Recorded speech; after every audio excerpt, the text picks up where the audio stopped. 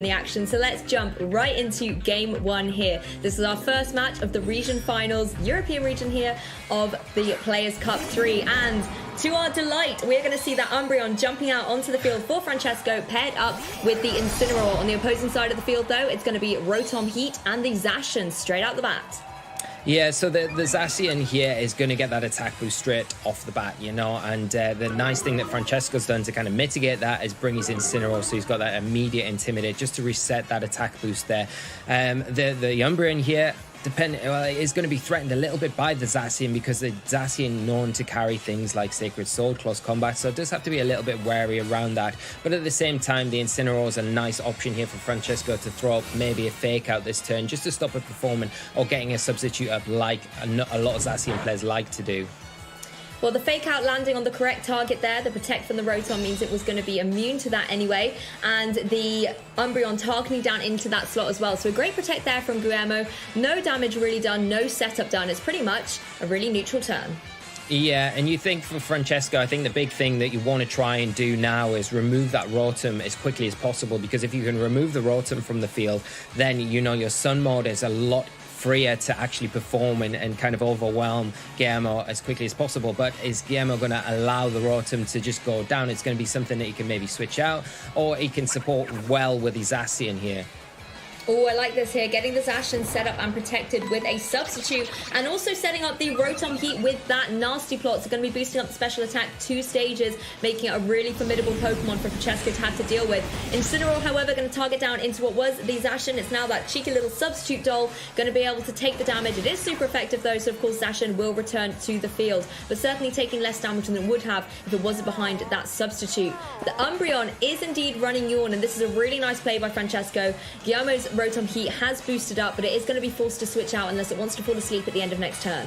Yeah, really nice play from Francesco, just to make sure that if the nasty plot does get used by the Rotom, then you're at least mitigating it and forcing that switch out with the Yawn. Otherwise, you stay in, it goes to sleep, and then you could have the maximum 3 turns where it's not doing anything. And as it's such an important Pokemon to Guillermo's kind of strategy in this game, you've got to really protect it, and now it's a switch that maybe Francesco can really take advantage of, because the Zacian in a difficult position now where it has substituted. It's lost a little bit of health, and it's probably in range to go down to a Flare Blitz from the Incineroar if it's left and intimidated going into this next turn. Oh, big damage coming out into the Umbreon there from the Zacian. Going to be obviously having its defenses dropped after dealing out that big close combat. Rotom is going to stay in though, however, and goes for the Thunderbolt. So it goes for the double up into the Umbreon. Guillermo just wants to remove it straight away from the field. Will allow the Rotom to fall asleep, but it looks like the trade-off is what Guillermo really wanted to do here. Zacian, unfortunately, will be KO'd due to the super effective Flare Blitz, but I think having that double up and removing that Pokemon that can go for those Yawns, that can be disruptive. You know, it's such a bulky Pokemon. If you allow it to stay on the field and it keeps going for things like Yawn and Snarl and then Moonlighting up to regain its HP, it can be a really troublesome Pokemon to deal with. So Guillermo just wanted to get rid of that as quickly as possible. Yeah, like you say, Umbreon's one of those Pokemon, it's so well built defensively. It's one of those Pokemon that you really want to take advantage of getting rid of as soon as possible, especially because it does free up a little bit of room for your Dragapult that has just hit the field. Now, the Rotom, the sacrifice for getting rid of that Rotom is obviously your Rotom is boosted up, but it is now asleep after that Yawn, which is not ideal because you can't really make the most out of it. So you're relying heavily quite a lot on the Dragapult, and hopefully getting maybe a 1 to 2 turn wake up so you can utilize the Rotom later on in this match. But I think if you're Francesco now, you really, like we've been saying, try and really concentrate on that slot, because once the Rotom goes down, the Sun mode of the team has a lot freer time to kind of operate. Well, it's going to be a switch here for Guillermo. The Dragapult's getting in out of the action, and Rillaboom is going to join the field and spread the grassy terrain out here onto the battlefield. Francesco may be going for his own switch, maybe wants to bring in the ground like you said, and exactly, Incineroar is going to return to the Pokeball, bring the sun to the battlefield, and this allows the Venusaur to have its speed double thanks to its chlorophyll ability that activates when the sun is shining in the sky. It can now go for a super speedy sleep powder, and if that was going into something like the Dragapult, switching in the Rillaboom here was fantastic by Guillermo. Rotom still going to take a little turn of sleep though, but I think really good pivoting from both trainers here. Yeah, the switch to Rillaboom is a really nice one. Now you've got access to Fake Out and potentially either target to prevent either a Sleep Powder again on the Venusaur or onto the Groudon just to stop it actually attacking this turn. The Rotom, though, getting ever closer to waking up, and that's the point that Guillermo's trying to get to. You know, when that Rotom wakes up, you can Dynamax it and really take advantage of the ability to just hit everything on the field with the Sun Up now from the Groudon. It's super effective damage. You know, the Venusaur is a great Pokemon, but it's not really going to want to pair up against the Rotom, so that's the target. You've got to try and make the best use of maybe Groudon here with something like Rock Slide or, you know, Max Rockfall if you want to decide to max it, but you've got to be careful around the Rillaboom that's on the field. It can hit you pretty hard with those grass-boosted grass moves. Yeah, that's why I like the Incineroar coming in here. Again, a really nice pivot there from Francesco, just throwing down an Intimidate against that Rillaboom that threatens the Groudon. But Lee, we are going to see our very first Dynamax here of the match in Game 1, and it is going to be that Groudon. So Francesco maybe wanting to be in a position where, you know, he's able to fire out some really powerful Max Rockfalls, like you said, to try and remove this Rotom. Because remember, it does still have its +2 special attack boost, and that's something that Guillermo is going to be hoping he's going to be able to utilize as long as that Rotom is able to wake up. And it's going to be a Dynamax apiece as Guillermo is going to go and Dynamax up that Rotom, crossing his fingers, then it wakes up. It's a very risky turn here from Guillermo. You know, it's still asleep. If it stays asleep, you waste a turn of your Dynamax. But if you get the payoff here and it wakes up, then the reward is huge. You're going to have the Rillaboom protecting just to mitigate any possible damage from the Groudon if it goes for a Fire Punch or something like that. But the Groudon going for a huge Max Rockfall into the Rotom and getting some big damage and taking away the Sun, which is one of the things that Rotom was really kind of relying on to take advantage of these boosts that you've already talked about, Lou.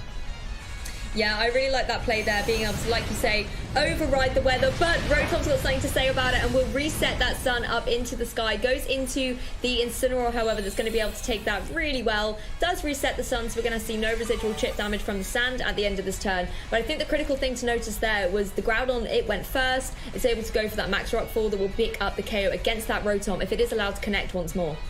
Yeah, that's the big thing here. The speed tiers and the information that the players have gathered. The Groudon in a great position, you know. It's not really threatened by the Rillaboom being able to knock it out, especially with the Intimidate from the Incineroar from Francesco's side of the field. He's really kind of positioned himself pretty well, and that speed to be able to outspeed the Rotom he is pivotal in this situation. If it was the roles reversed, you know, the Groudon would be in a terrible position. But that isn't the situation we're in. There is a Dragapult in the back for Guillermo, but he does have Rillaboom that he can take advantage of. But again, with the Sun Up on the field, everything on Francesco's side of the field really threatening that Rillaboom with big potential fire type attacks.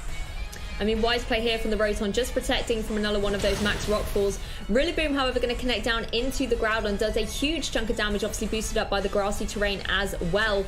And the Incineroar is able to go for the U-turn into the Rillaboom. So Francesco just making sure to pivot out here. Maybe wants to bring that Venusaur back in, thinking, no, if Guillermo's going to stick with the Sun Up, I'm going to bring in my Pokemon that's going to be able to benefit from that. And maybe we're going to see some action coming out from this Venusaur. Yeah, and the Venusaur switch in here is really nice because you're kind of checking the Rillaboom now with a potential Sludge Bomb, so it's not really that much of an issue. Obviously, you've got to worry about Grassy Glide, but then you still have the potential now with your Groudon to actually go for that Max Rockfall into the Rotom, pick up a knockout, and kind of clear Guillermo's side of the field now. So Francesco in a really dominant position. Whether Guillermo wants to switch out here, preserve the Rotom, because it's still a very important Pokemon, I think, for later on in this game, especially if the Sun disappears, or the Venusaur hasn't got access to that you know, the chlorophyll ability anymore. And as we are seeing, Guillermo is switching the Rotom out, preserving it for later on in this match. Yeah, I think having access to that Rotom to deal with the Venusaur a little bit later on can be critical. And Dragapult is going to join the action here. Rillaboom, however, just going to go straight for that Protect. Like you said, doesn't want to take a potential Sludge Bomb from this Venusaur. It is not sitting at the most healthy of health.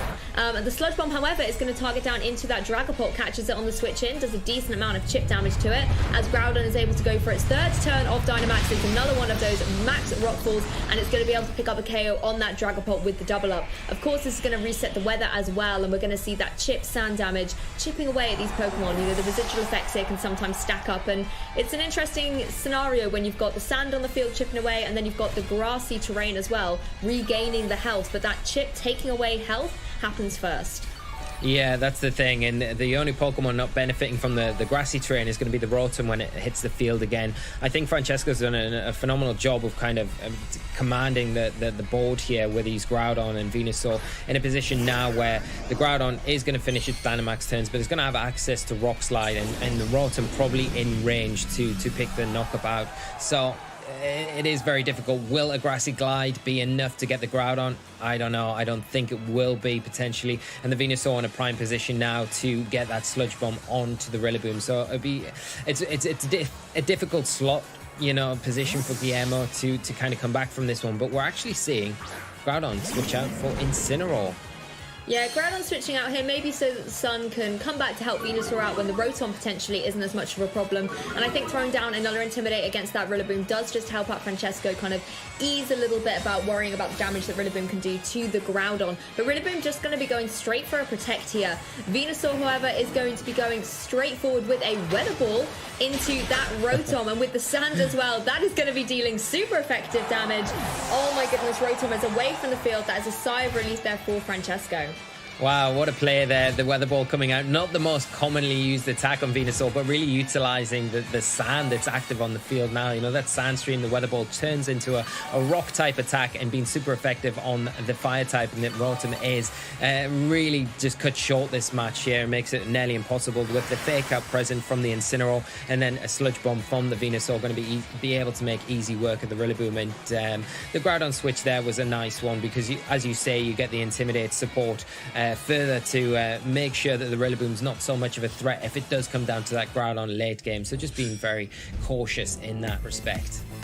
Yeah, and I really like the way that Francesco is able to pivot around his Pokemon there, being able to utilize the weather really well, you know, whether it was getting the sun up to help the Venusaur or, you know, getting the sand up to help the Venusaur. Not a phrase I ever really thought I was going to be able to say, but it's nice to see the versatility in the team that, you know, Dynamax enables trainers to be able to do. And I think the other key strategy was making sure that you had your Incineroar there, either healthy in the back or ready to jump out into the action so that it can go for that Intimidate and weaken the sort of physical attacker in the form of that Rillaboom that certainly was applying a little bit of pressure to the Groudon. Yeah, definitely. And I think, like you say, the way that Francesco utilized the Incineroar in particular was very good and made it very difficult for Guillermo to get any sort of momentum on the field. And going back to one of those first few turns that we saw, the Umbreon, although it went down quite quickly in that first game there, it was so pivotal and just giving Francesco the room to kind of get that board position set up so he was able to kind of attack the Rotom, because I think he knew that that was the one Pokemon once the Zacian had fallen that was going to be the thing to get rid of as soon as possible. And he did that beautifully. I mean, Guillermo got quite lucky with an early wake up with the Rotom, but Dynamaxed it at the perfect time as well, you know. But I think the speed tiers there are something that Guillermo's going to have to really consider going into this next match, because you can't approach it like you have done, thinking that, well, Rotom probably outspeeds the Groudon, don't need to worry about the Venusaur too much either. But the kind of the roles have flipped there, and the Groudon kind of dominating and showing why it was such a good restricted choice there, and especially with the support and cast that Francesco kind of brought to the match as well. Yeah, exactly. And I did really like the way Rotom did manage to come to the action and get up. You know, its nasty plot, it suddenly makes itself a formidable threat. But being able to be put to sleep kind of just slowed its heals a little bit, wasn't able to kind of utilize that damage potential. And I think, like you said, Lee, the speed tiers there really were critical. That Groudon outspeeding just made things really, really difficult for Guillermo. But now that they've got a little bit more knowledge about how the Pokemon have been trained, let's jump into game 2 and see how they're going to be able to adapt. Francesco, as you know, is 1-0 in this set of 3. Let's see who's going to be taking a game 2. It's going to be a lead of that Umbreon and Incineroar out there for Francesco, whereas Guillermo has opted for Rotom and has changed it up with a Grimmsnarl on the field. Yeah, so the Grimmsnarl's a nice kind of bring here, because the Zacian really didn't perform too much in that first game. You know, it did get help in getting rid of the Umbreon, which was such a big kind of thorn in his side with those yawns. But with the Grimmsnarl here, you can kind of prolong the longevity of your own Pokemon with potential screens here. You've also got access to maybe Fake Out as well to disrupt the Pokemon on Francesco's side of the field. Well, Grimmsnarl's just going to get in on out of there straight away, but it's good information to know that it is in the back to cause some disruption later on. Guillermo just going to bring that Zacian straight onto the field, and with Incineroar already in play, it cannot throw down an Intimidate against it, so Zacian will be able to get its +1 boost from its ability. Rotom is going to be going for the Protect, and Incineroar actually going for the U-turn here. So as smart as it was for Guillermo getting that Zacian here without having to take the Intimidate, Intimidate's now waiting in the back, and it does allow Francesco the opportunity to now switch up his ball position a little bit as well. Yeah, really nice play there, you know, to kind of mitigate if the Zacian does come in there. You're thinking straight away that Guillermo's got a really nice switch here into the Zacian, because what's likely to come out is something like a fake out. So getting it in and kind of getting your attack boost is great, but then keeping the Incineroar on the back if you're Francesco is also important against any Zacian, because you need it to really mitigate the attack boost that it can freely get anytime it comes in and out of the battlefield. And I mean, depending on what Francesco has in the back here, you know, it gives them a couple of options. You can always go for bringing in that Groudon. You know, the Sun will then boost up the Venusaur's speed, and that's where you can start threatening again with some of those sleep powders. But it's actually going to be the Venusaur leaving the field, and Incineroar is returning once again. You know, Venusaur just making a kind of guest appearance, and Intimidate being thrown down to bring that Zacian right back down to neutral, just so things like the close combat are not going to be able to deal as much damage to something like the Umbreon, or even the Incineroar that's just switched in. And a little earlier in Game 2 than in Game 1, we're going to see a Dynamax lead.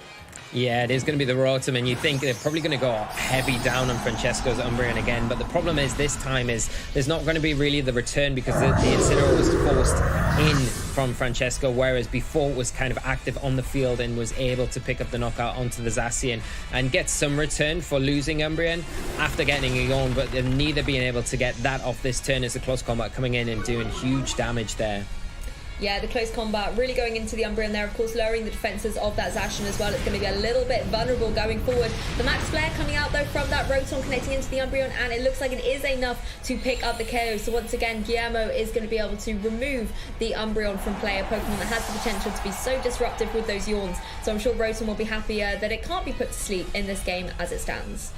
Yeah, I mean, the Umbreon not able to get the yawn off, which was so kind of disruptive to Guillermo in Game 1, is a huge play, and just by kind of baiting with the Grimmsnarl in that first turn, leading out with it, and then getting your Zacian onto the field, really disrupted what Francesco was able to do, having to get the Incineroar out, having to get it back in again, and kind of leaving the Umbreon in a very vulnerable spot, which we've seen there. There's no return on getting that Umbreon knocked out for Francesco like there was in Game 1. So Guillermo taking an early lead here, and he's already got the Rotom max, and it will start doing some big damage to the Groudon. Does have to be careful though, of course, because the Groudon we know is faster than it, but if you max right now in front of Zacian, are you going to be able to take a Max Flare and a Behemoth Blade that obviously is, you know, doubled in attack against Dynamax Pokemon? So you've got to be a bit careful as well if you're Francesco. Maybe get the Incineroar out of here to bring back in again might be useful, especially against the Zacian. But again, if you're doing that, you've only got the Venusaur on the back, so it's quite an easy switch to kind of pick up on.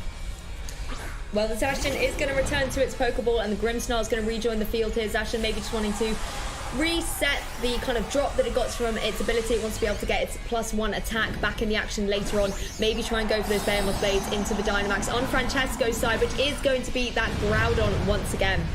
And this is where things get interesting for this Rotom. We know that the Groudon's able to outspeed it, so Rotom really only has opportunity to go for one big Dynamax move. And whether it wants to utilise the Sun, or maybe set up something like the Electric Terrain to stop any Sleep Powders coming out from the Venusaur later on, we will find out. Grimmsnarl not going to go for anything though, as it takes the fake out there from the Incineroar. And once again, it's going to be the Max Rockfall connecting into the Rotom from the Groudon. We know that it does over 50% damage, huge devastation. It's a good thing that Rotom is Dynamaxed and gets double its HP, but Rotom is going to be in a position where it can fire off a Max Flare, targeting down into that Groudon. Does a decent amount of chip damage there, so probably about a fifth of damage going, and the weather, of course, will be reset to the sunshine. Yeah, the weather back up now makes it difficult. The Groudon is in a position like in that first game where it can go for Max Rockfall. The difference here is if that Grimmsnarl has the screen support, it can throw up a Reflect, and that makes it a little bit more tricky because you're not then going to get the knockout with the Max Rockfall. And in return, you're still going to take maybe another Max Flare and end up with the Sun up on the field, which could fall into Guillermo's hands as an advantage, but it could also really benefit Francesco here as well. We know that he's got the Venusaur in the back, so if you're wanting to keep weather control, you want that sun up for when the Venusaur comes in the late game and potentially can disrupt with sleep powders and that chlorophyll ability, etc. Well, it really does make Venusaur such a formidable threat that's able to utilize the weather. And it's going to be interesting to see which one it's going to come back into the field and what the environment's going to be. Grimmsnarl going for that Reflect, though. Again, it does like to set up these defensive strategies like Reflect and Light Screen, often holding that Light Clay to be able to boost them for 8 turns, giving extra longevity to Guillermo's side. And the Rotom, capitalizing on the fact that there has been a max guard from that opposing Groudon, it's able to set the electric terrain, doing a decent chunk of damage to that opposing Incineroar. But I think critically, having the electric terrain on the field does stop any Pokemon being put to sleep that are grounded. Either that or, you know, Pokemon wearing safety goggles, they can obviously avoid those powder based moves like Sleep Powder. But looks like it's going to be a little change up from Francesco's side of the field. Yeah, preserving that Incineroar, and I think it's got to be something you've got to keep in the back of your mind. You know, the Zacian is in the back for Guillermo, so you've got to try and get that Incineroar out at some point to bring in when the Zacian finally does hit the field again. The Venusaur in now, taking advantage of the sun, and going to be able to throw out some big attacks here. And the Groudon, the beauty about the Groudon here is it can actually get rid of the sun, get the Sandstream up, and then take advantage of that Weather Ball again. And you've got 2 ends of the spectrum. You've got the physical end of the spectrum and then the special end of the spectrum from the Venusaur there. And Rotom's so low health at the minute, it probably will go down to that. But you've got to worry, you know, we've only seen 3 Pokemon from Guillermo at this point. What's the 4th Pokemon? Is he got a really good switch into those attacks potentially and kind of eat up the last turn of this Groudon's Dynamax, because it's quite pivotal. Or do you go down a route where you maybe go from Max Quake into the Grimmsnarl slot and try and get some special defense boost to kind of help you a little bit more against something like the Rotom? Well, it is a critical turn, and that Rotom is going to go for the Protect here. Grimmsnarl going to go for, I believe, the Light Screen there, so boosting up on the special defense side of things as well, and that's defense and special defense now boosted up on Guillermo's side. The Weather Ball is going to be using the sun and targeting down into that opposing Grimmsnarl, but you can see the Light Screen really paying off here. Really doesn't take too much damage at all, but on the physical side, it's going to be the Max Rock Pull from the Groudon, so a really wise Protect here from the Rotom, going to be able to take that, you know, through Protect, and also having the Reflect up on screen as well is going to be helping that Rotom and its longevity. Yeah, and I think it's a nice play there from Francesco. You kind of cover, if the Rotom doesn't protect here, you kind of probably do pick up the knockout because it's not Dynamaxed anymore. But at the same time, even if it does protect, it's that little bit of extra damage that you're getting onto it. And the chip damage, obviously, with the Sandstorm, which doesn't seem to be affecting the Rotom, which gives away what its item is, obviously making things a bit more difficult for the Venusaur to hit it with the Sleep Powder with those safety goggles. But at the same time, any damage onto the Rotom is very useful here because it's probably close to being knocked out by a Rock Slide from the Groudon right now. So it has to be a little bit careful there, but do you switch in the Zacian here? Because the Zacian coming in would take attacks from both the Venusaur and the Groudon pretty well at this point. Yeah, that's the thing. The sun's not on the field, so Zacian can feel a little bit safer at this point. It's going to be able to come in, use this Intrepid Sword ability, and get its attack stat raised up. And this is where things can get interesting. It can give Guillermo the more physical pressure that he needs. Taunt coming out, though, from that Grimmsnarl, going to be stopping the Groudon from potentially going for any protects later on. Weather Ball is going to be utilised once again by that Venusaur, hoping to have target down into the Rotom and pick up a KO, but Zacian able to take that much, much better. Yeah, that's the nicest switch there from Guillermo, just to be able to get the Zacian in almost for free here, because now it does pressure both the Groudon and the Venusaur pretty heavily. And to really utilize the Venusaur, you kind of need the sun to be up, but to utilize the Weather Ball in a way to deal with the Rotom heat, you kind of need the sand up like we're seeing at the moment. The Rotom heat safe in the back for the moment, and everything on Francesco's side of the field. Got to worry about that Zacian, but it has just reverted out straight away. Yeah, Rotom, you know, being not on the ground is going to be able to dodge out of the way of any potential Precipice Blades. And I also really like the taunt coming in from that Grimmsnarl. Again, you know, it's open team list. He's going to know that Sword Stance is on that opposing Groudon, and it was a pretty open Sword Stance to go for when you're down against the Grimmsnarl and the Rotom. So being able to stop the, you know, massive attack boost that Groudon was going to get was really well played there from Guillermo. It is going to be that Precipice Blades. Rotom going to not mind that at all, and looks like Grimmsnarl's not going to mind either, able to avoid the attack. Spirit Break going to come out, connect into the Groudon for a little bit of chip damage. Will lower the special attack, but Groudon's not going to mind that too much. With a little bit of chip damage, as we know, Lee can always add up.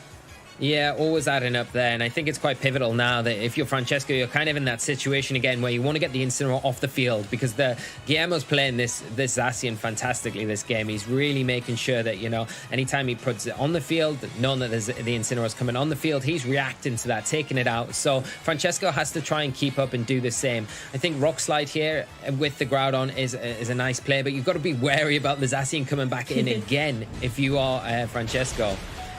Yeah, well, Rock Slide does manage to find its mark, and even though both these Pokemon are at low HP, it only gets the 1 KO on the Rotom. Grimmsnarl is able to hang on. Incineroar is going to go for the side damage there to be able to activate the berry on Groudon. Fantastic calculations there by Francesco, knowing that it was the perfect amount needed to allow the Groudon to be able to regain that critical HP. And of course, it allows Francesco once again to go for that pivot, the U-turn in, on, out of there. You can bring Venusaur back into the field, and it does just allow that Intimidate to be safe in the back for Francesco.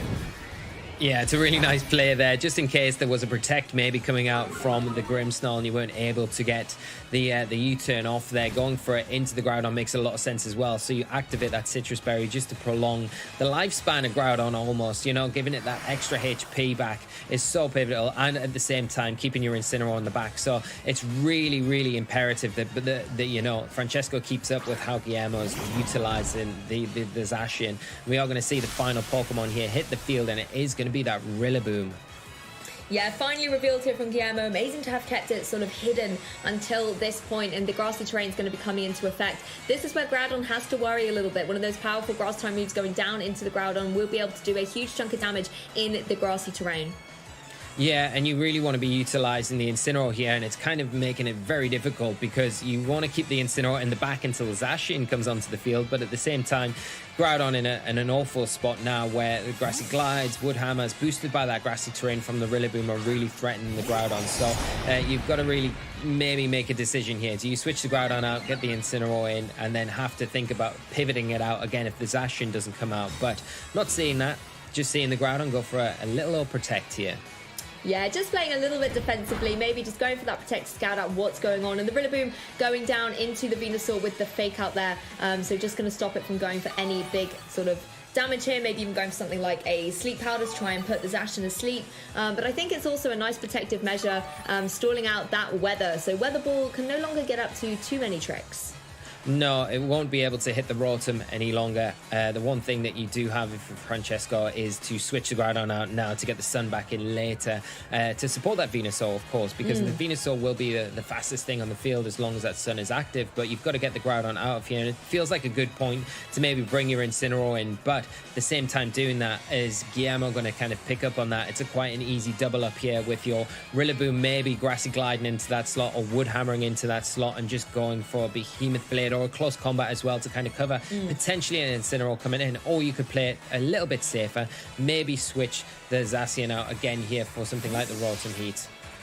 I was going to say, I quite like the mind games going on here, because Zacian always looks to be in a bit of a precarious situation with the Groudon and Incineroar, and particularly when the Sun comes back in and Weather Ball being used on that Venusaur. Zacian's not going to appreciate that at all. So Groudon returning to its Pokeball, able to threaten the Sun a little bit later on, I think it's a good play here by Francesco. And you can also utilise the switch in using that Intimidate, but it's going to be the Behemoth Blade, one of my absolute favourite animations in the game, targeting down into that Venusaur, and it looks like that picks up a solid KO against the Venusaur. So that is a sigh of relief there for Guillermo. Doesn't have to worry about Weather Ball, about Sludge Bomb, or about any potential sleep shenanigans coming on as well. Incineroar, you know, it doesn't mind taking grass moves, but Wood Hammer in grassy terrain still did a sizable chunk of damage, and that certainly puts it in range for the Zacian to be able to finish it up. Yeah, it just shows how strong the Rillaboom is. It is a resisted attack onto the Incineroar, and it has got the Intimidate, but such a strong attack boosted by that grassy terrain. Taking a bit too much damage here and really in range now for Zacian to get it with close combat or an Iron Head, you know, well, close combat obviously, but the Groudon coming in here as well. Not in the greatest spot. It is going to be an easy target for Guillermo to double up into it if he wants to, but see with the Sun up as well, you can't leave the Incineroar alone. If you do, it's able to pick up a knockout on either the Zacian or Rillaboom. So it's something you've got to keep in mind as well. Potentially, though, with the amount of Pokemon that Guillermo's got left in the switching, and he's got to potentially the Rotom in the back with the Levitate, it is giving him probably a little bit more of an edge in this game. But you've just got to be patient. But he's been patient throughout this game so far. So it may be nice to see the Zacian switch out so you can get it back in and just take advantage of those attack boosts to kind of close this matchup and tie it up if possible. I mean, you make an excellent point there, Lee. There's only 2 Pokemon left on Francesco's side. He doesn't have the flexibility to switch in and out. So Incineroar is going to have to take that powerful close combat coming out from the Zacian that's able to pick up the solid KO, leaving Groudon down against the remaining Pokemon on Guillermo's side of the field. It's going to be going for that Precipice Blade. It does manage to find its mark on both Pokemon. Zacian drops so fast to that powerful move. But, oh, critical hit. I mean, absolutely devastating damage at the best of times, but throwing a critical hit, it's just going to be chaos. But it does still leave Guillermo free to bring in the last Pokemon there of that Grimmsnarl, and Rillaboom sitting in a good position where it can regain that HP from the grassy terrain, and it's able to now apply a lot of pressure to that opposing Groudon. We know that there isn't any fire-type move on that Groudon to have to contend with, so Rillaboom is, I think, sitting quite pretty at the end of this game too. Yeah, you're kind of relying on Rock Slide really more than anything. If you are Groudon, you've got to try and get a Sword Stance up if possible. But I think the big thing if you're Francesco is to try and stall out this grassy terrain, because taking away those boosts that Rillaboom's got access to now is so imperative. It'll make life a lot easier dealing with the Rillaboom anyway if they aren't in effect. So I don't know if he's going to be able to. We are going to see a taunt here just come out from that Grimmsnarl to ensure no more Sword Stances appear here. Yeah, no more Sword Stances, and Rock Slide isn't going to be able to connect on the critical Pokemon either of that Rillaboom, so there is absolutely no flinch chance on the Rillaboom. Grimmsnarl, however, will be KO'd, returns to its Pokeball, but Rillaboom is free to go for one of those Wood Hammers in the terrain, picks up a solid KO. Phenomenal damage once again, and what an amazing, devastating Game 2 coming out here from Guillermo. It's 1 apiece, and we're going to be moving on to a Game 3, Lee. Yeah, very exciting and so tense throughout that game, and a lot of mind games as well. We saw how patient Guillermo was with the Zacian, you know, not really leaving out on the field. Like, a lot of times he was baiting in the Incineroar and doing it very beautifully, you know, and then getting the Rotom. He utilising that very well. And I think the way that he approached the Umbreon in that first game kind of learned his lesson from game 1. He was like, I don't really want to entertain the fact that I'm going to have to play around Yawn or toy with Sleep Turns. I want to remove that as soon as possible, and almost bait in the Grimmsnarl turn 1, that lead that he led with to get the Zacian onto the field, then made it difficult for Francesco to kind of continually, like we saw throughout that match, play cat and mouse with it to try and get the Intimidate in the back to get in on the Zacian all the time. Made it very difficult for him, and all the time while he was doing that, Guillermo was kind of just chipping away at things, and to the point where he was able to kind of close the match up at the end game there. Yeah, the ball positioning just kept changing the whole way through that game, but I think it was really well played by both of our players. You know, the Incineroar constantly switching out at the right time to make sure that Intimidate was always there and preserved and ready to help on Francesco's side of the field. And I absolutely love that side U-turn as well, not only enabling the Incineroar to be in the back to be able to switch in later, but procking the berry as well, you know, being a helpful Pokemon buddy to its partner Groudon. But I think as well, you mentioned a good point there, Lee, about the Zacian just being able to, you know, not get KO'd as early as it did in game 1. It was there, like you say, as kind of a little bit of bait, a little bit of temptation for Francesco to try and go into and KO, and also being able to provide nice relief for that Rotom. It was able to take those rock type attacks, and particularly the Weather Ball, much better than the Rotom would have. It just allowed Guillermo that little bit of flexibility to keep moving around his Pokemon and ultimately be able to take game 2. Yeah, that's it. And I think, like, Francesco's probably learned a lot from that game as well, and maybe what his best kind of strategy would be going into game 3. I think if you're leading something like maybe Incineroar and Groudon here, it kind of lets you cover a lot of bases and prevents that sort of play. Whereas you could, if you wanted to bring the Umbreon, I know you like it as a disruptive kind of Pokemon to bring with that Yawn and the other options that it's got there. But if you keep it for a late game Pokemon, it might provide a little bit better support. You've got to be a little bit careful against the Rotom, of course, but I think with that lead, it makes things a little bit more awkward. But Guillermo's not locked to just those 4 Pokemon. He could change things up here as well. Yeah, well, Lee, you know I love myself a game 3, so let's jump right into the Pokemon action and see which of our trainers are going to be remaining in the winner's bracket and who's going to be bumped down to the loser's bracket. But let's see, a little change up, a lot of sun coming out there on Francesco's side. It's going to be the Groudon paired up with the Charizard. It's certainly going to appreciate the weather of the sunshine being on the field against the Zacian and the Rotom Heat. The inclusion of Charizard here is a very interesting one. You know, it instantly puts a lot of pressure, a lot more pressure onto the Zacian, not so much importance onto the Intimidate here, but at the same time the Rotom lead from Guillermo, we've been saying it throughout, it's like the running theme here is the Rotom puts so much pressure onto that Charizard, especially if we see it go for that Dynamax this turn and get a big attack onto the Charizard here like a Max Lightning. And also it's got the option to go after the Groudon as well, you know, it doesn't need to just chase down the Charizard, but you know, the Zacian is going to be in a spot where it probably wants to switch out here or at least protect this turn, because the threat of potentially a Heat Wave or the Gigantamax Blast Burn attack from the Charizard and Precipice Blades are probably a little bit too much to keep it on the field right now. I mean, this is the thing, who do you target down? The Charizard gives you so many problems with things like Gorilla Boom and also your Zacian, but then at the same time we know how much Groudon can target down the Rotom and the Zacian as well, so definitely a difficult choice here for Guillermo coming into this turn one. Incineroar, to no surprise, is joining the field, throwing around an Intimidate just to bring that Zacian right back down to neutral. And straight away, game 3 is always quite a dynamic one, as we're going to see our first Dynamax here straight away in turn 1 with that Groudon. So Francesco is not messing around here. Groudon is here, ready to deal out some big action. And considering the difficulties that Rotom has given him previously, could potentially be seeing a weather change up, particularly with the fact that the Charizard has left the field, doesn't need the sun, and to be honest, Rotom might even set the sun back up for Charizard later on anyway. Yeah, that's the thing, and if the Venusaur's lurking in the back for Francesco, that also is something that he doesn't mind seeing the sun go up, if that's a potential possibility here. The Zacian is going to be very threatened by the Groudon if it decides to go for a Max Quake, but I like the lead that Guillermo's led here. You know, you have to pick a side, you have to pick either the Max Quake or you have to pick the Rockfall, and which one you pick, you kind of getting a reward on the other side of the field.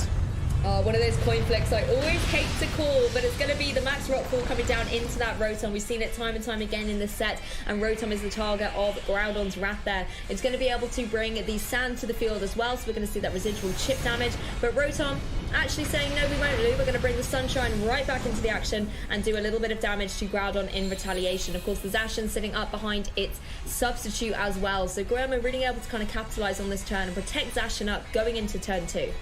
Yeah, and the Zacian here actually getting the substitute up is really key, because it gives kind of Guillermo like a free turn to almost get some big damage off onto the Groudon, especially if it's that Behemoth Blade. You know, it has taken the Intimidate from the Incineroar, but it's still going to be hitting pretty hard. And if you do decide to double up into the Groudon now with the Zacian and the Rotom, it looks like it could probably go down here, and the worst case scenario is you kind of maybe lose Zacian, but it's probably a good return here, because then it leaves the Rotom Heat kind of unaffected and free to kind of operate like Guillermo needs it to in this match. Well, Zacian, being the speediest thing on the field at the moment, jumps out from the substitute to go for that powerful Behemoth Blade and is able to connect onto the Groudon. Of course, the BP of this Behemoth Blade will double when targeting down into a Dynamax Pokemon, so it deals a huge chunk of damage, enough to activate that Citrus Berry on the Groudon as well. So it's going to be able to regain a little bit of HP, and it is enough to be able to fire off a Max Quake. I was about to say Precipice Blades, but no, it's going to be Dynamaxed up. It turns into a Max move and is able to deal absolutely no damage to the Zacian thanks to the substitute, but of course is able to break it and leave that Zacian vulnerable to be targeted down by the Incineroar. Yeah, it's a nice play here, because you're not only kind of getting rid of the substitute, but you're also bolstering your own special defense at the same time, which means that you're going to be able to easier take these big attacks from the Rotom. And, you know, with the Flare Blitz coming out from the Incineroar here, you're hoping to get a return and pick up the knockout, which you do onto the Zacian, which is such a big threat to Francesco's side of the field. So a really nice play here to kind of end that turn. And nice to get the special defense boost up as well on Francesco's side of the field. You know, the Max Flare coming out from the Rotom is going to be sun boosted as well, and being a well-known special attacker, going to be dealing a decent chunk of damage to that Groudon, but just having that +1 special defense gives you that little bit of breathing room going forward. Yeah, and the tables turn a little bit now, because for the, you know, the Dragapult inclusion here is going to make it difficult for the Groudon to actually get an attack off onto this Rotom potentially, because the Dragapult likely going to be able to pick up the knockout onto the Groudon. Now, do you try and pivot out here with your Incineroar, preserve your Groudon, protect it maybe, or Max Guard it this turn, which isn't a bad opportunity, as we do see a Max Guard come straight out from the Rotom Heat on Guillermo's side. Yeah, just protecting itself up here, and the Dragapult getting in out of the action as well. Dragapult going to be able to avoid the attacks coming out from, I believe it was the Groudon first of all, and then of course the Incineroar targeting down into the max guard. So a very, very neutral looking turn here, but the Dragapult getting off that first turn of Phantom Force just allowed Guillermo to play defensively in that particular turn. Yeah, it's a nice play to get the Dragapult off the field, kind of out of harm's way, and now it's going to be able to come back up, potentially knock out the Groudon. You'd expect that to be the target for it here. And the Incineroar in a spot where it's really not able to threaten the Rotom for very big damage, and it's maybe an opportunity for Guillermo to get a nasty plot up. It feels like a perfect opportunity. So Francesco needs to start thinking about that, because if the nasty plot goes up and you've got the support with the Dragapult there, we only know he's got the Charizard in the back, which isn't a Pokemon that can really come in and match up well against the Rotom, especially if it is a +2 special attack. Yeah, and Groudon will fall victim to that Phantom Force, so there's really nothing you can do against it. It's not like you can protect when the Dragapult sneakily comes in behind your Pokemon. Incineroar just going to take a little bit of damage from the Thunderbolt there, as the Incineroar is able to retaliate into that Dragapult that has appeared and does a huge chunk of damage with the Darkest Lariat, but of course the Focus Sash, they're going to be able to hold on. Yeah, the Dragapult's still going to be able to stick around for another turn at least, but if the Venusaur's in the back, then this is a Pokemon that Francesco can bring in and really, you know, get the jump on the speed tiers here because of that Chlorophyll ability with the Sun Up. Put some pressure onto the Rotom, put some pressure onto the Dragapult. It's kind of got the pick of both Pokemon to go for here, and without the light screen support that we had in the previous game from Guillermo's side with the Grimmsnarl, it makes it a little bit easier and a bit freer for the Venusaur to do a lot more damage here. So whether or not we see, it all depends on Guillermo's last Pokemon, you know. It really does come down to that. If it's the Rillaboom, then it's going to be difficult to close this out, especially with the Charizard in the back. But if you're Francesco, the main thing to do right now is get rid of that Rotom while you can, and really try to concentrate down on that side of the field. But doing that too much can leave a little bit of room for maybe Guillermo to come back into this one. Well, the target that Venusaur has chosen to go down into is that Dragapult, able to pick up the KO with the Weather Ball, but it is leaving itself vulnerable to something like an Overheat that does come out from the Rotom, able to connect and picks up the solid KO against the Venusaur. I know sometimes it's a bit of a gamble, Overheat, not known to be the most accurate of moves all the time. Sometimes can miss, but unfortunately for the Venusaur was able to connect. Now also trying to make use of the Sun is the Flare Blitz coming up from that Incineroar, but Rotom able to survive there on 15 HP remaining. So certainly a pretty dynamic turn there coming out, you know, a couple of KOs apiece. But it's going to be interesting to see how, when the Charizard rejoins the field, how it's going to be able to cope with the Rillaboom and the Rotom on Guillermo's side.